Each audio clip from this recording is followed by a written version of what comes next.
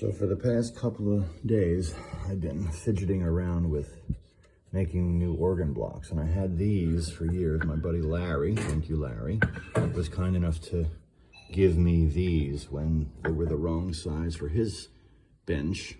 So I've been using these on top of a couple of other things to make the bench the 3 or so inches higher, 3.5 inches or so higher that I need it compared to standard because of my height. So I had been just working on blocks, but then this was always free to wobble around on the top. So I added this little, I don't know, I guess these are about like 1/2 inch little squares that I added.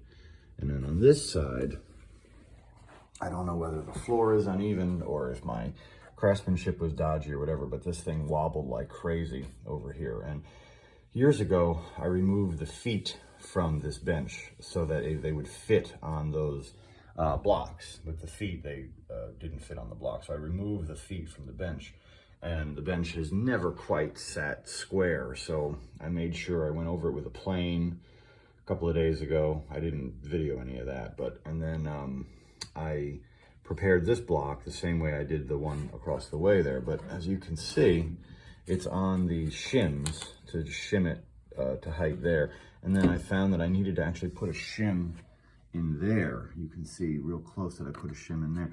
And then I left a gap here so that the shim, I could take the shim in and out as needed, if I ever take these blocks somewhere else or whatever. But it's been a couple of days. This is a standard 2x4 with another standard 2x4 with, which are actually, 1 3/4. They're not 2 inches, and they're actually not 4 inches, but this dimension here is 1.5 inches. So these add up to 3, and then I needed another 1/2 inch. So I got this poplar. It's hard to find 1/2 inch pieces of wood in this size. But the poplar was available, and I got that, and so I was able to attach that. And then over the last day or so, I put on these little protection guards. So for years, I've been wanting a bench that didn't wobble.